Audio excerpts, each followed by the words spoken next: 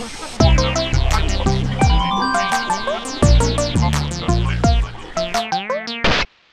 this is Devin with CrunchGear.com, and I'm giving you a little tour of the Surface SP1, which is the service pack that's going to be pushed out to developers. As this video is, while you're watching it, probably they're giving a demo at TechEd, showing you all the features that I'm about to show you, so consider yourself lucky. So first of all, they've added a feature into this attract mode here, so that people don't think it's just a table with water in it. So you go up and you touch it, and it makes a subtle little noise, like a little harp or something, and little things pop up so that you know, oh, I should probably touch that because it seems to be responding to me. So now you're in here.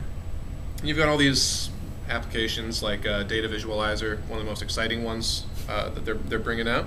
But one of the cool things is they've these little tags, which you remember from the last time we were covering the Surface behind the scenes. These little tags, 128-bit tags, so that you can have about 1 billion of them. They're going to be rolling out using the usability of these things. So developers will now be able to use these tags for God knows what. In this case, we've just got a little photo here, and it's got a tag on the back that says, I'm a photo, and I belong to the photo browser. So if I don't know where the photo browser thing is in here, I'm just going to hit the little button that popped up and is attached to this guy. So now I'm in the photo browsing demo thing that they put together, and voila, here is the photo itself. And so now, once you're in here, you may have noticed this little dot pop up, and they call this the element menu. Element menu. So now the element menu, if you'll notice, is on the top, and it's like a little context menu that pops off the top as opposed to underneath your mouse, because you know this isn't a PC. It's a Surface, and if it was just like a context menu popping off of the mouse that is your finger, then why bother having multi-touch and all that stuff? So you've got your little thing. You can go up here and you can do find related photos, like for example shiny. And here's your little bubble, and it's got little things, and of course you can drag stuff out. And I almost crashed it by dragging the thing over the other thing, but so now it's the same thing with these. They've got the little menus that pop up, and you can go to more teapots or more shiny or whatever, what have you. And obviously the drag and drop functionality as well, they've told me, is now, it doesn't look any different, and it isn't, but now developers don't have to basically roll their own drag and drop. It's more of a, you can drag and drop the drag and drop into your application. So let's get this out of the way. Now we've got a little text box here. Open that up. We've got our little keyboard, and I don't think you can tell, but the keyboard is a Spanish keyboard, and so they've enabled a lot of localization options that are, it's super easy, like just changing the language on your PC.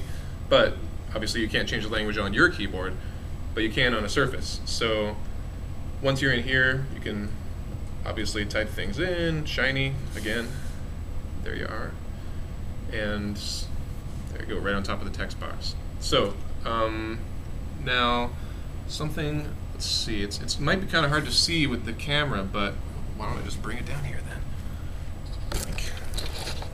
So they've added in some feedback, because I think people were having trouble understanding when it was responding or not. So now you can see little trails, and it's fun to do. You know, you can just do it all the time. It shows up pretty much everywhere in the Surface now, unless I imagine it's specified not to. So, and then of course you can have a big one, and you can have little ones, and about 1 billion of them. And because it's one of the funnest things you can do with the Surface is just to mess around with the motion detection, or the finger detection, object detection. It's a nice little feature that they've added in. It also lets you know whether or not you're on target. Like if you're trying to grab this bubble, maybe you're off just a little bit. Now you can tell where your finger is touching and where it's not. So you can be like, oh, there's a little feedback telling me I'm not touching close enough. So now I can get it. Okay, let's get you back here.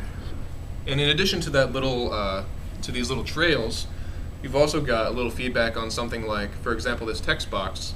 You can't resize it. So before, what would happen before if you couldn't resize something? It just didn't do anything, or? Well, it'll not respond, but there was nothing to show you that your finger is still captured to that particular control. Yeah, so before you try and resize it and it would just kind of wiggle around and maybe not do anything, but now you try to resize it, and it's got these little strings or tethers that come off it, and basically say, yeah, we understand that you're touching this thing, but that's all we're going to let you do. That's all you can do. It's not going to get any bigger. It's not going to get any smaller. And of course, for something like this, it shows you the limitations of what you can do. You can shrink it and grow it, but then that's as big as that's going to get. So now and you don't think you're doing anything wrong, or you don't think that you've lost the touch on one side or something, and this one's still staying here. So it's kind of like a little balloon now. That's going. Okay. So that was close. Whoop, get over there. Let's see, the XNA thing. So there's also a little demo. For some reason, there we go. There's a little demo here that is for XNA developers, and this is basically just a little thing that is to show how. It's probably more interesting to a developer who's actually looking at the code and then seeing what's coming out of it.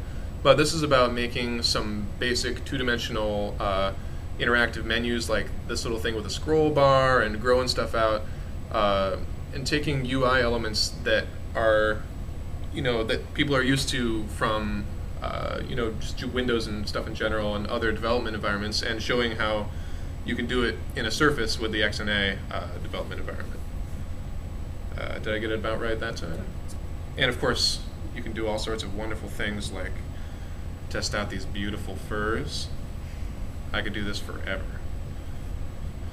All right, that's pretty much all the visible features that are coming out with the SP1. There's a lot of other stuff that's going on in the background, rolling out new, there's support for Microsoft Update coming out. They've taken a lot of input from their customers and partners and developers, and they've, I think, responded pretty well here. We've got a lot of new features and a lot of good stuff that's being added in. So Surface developers, get to work. So Surface Stress is actually a command line tool, so that it can be incorporated into labs and quality engineering processes. But I'm just going to run this here in what's called random mode, which basically means just flood the app with all kinds of different Surface input. I just have to get my focus. And so it started out there, and now it's flooding the app with all kinds of input. So this should hopefully allow people to find those sorts of apps or those sorts of bugs that what Robert uncovered. They're in a lab sort of environment, and sort of raise the quality bar on their application. Because these are going to be out in commercial environments that are found a bug. So, and I remember the little fingers are fingers, but what are the squares and those circles? Are tags. Squares are tags, and circles are ellipses. Those are just unidentified blobs. Oh, okay, blobs. I guess the blobs are blobs. Yep. And so red means down, white means up, not touching. Shopping cart. Oh, yeah. Hey, check it out. We're going shopping. The computer's going shopping. Yeah. This thing doesn't have an actual internet connection. I mean, maybe it probably does. It does, because we're doing the cloud search. Oh, looks like it's. Do you want to? Should we kill it? You should kill that, yeah. Oh, it's getting Dungeon Siege 2. Yeah. So that's an example of something that we ship that's not an API kind of thing, but it's going to help people kind of raise the quality bar and get higher quality applications out quicker.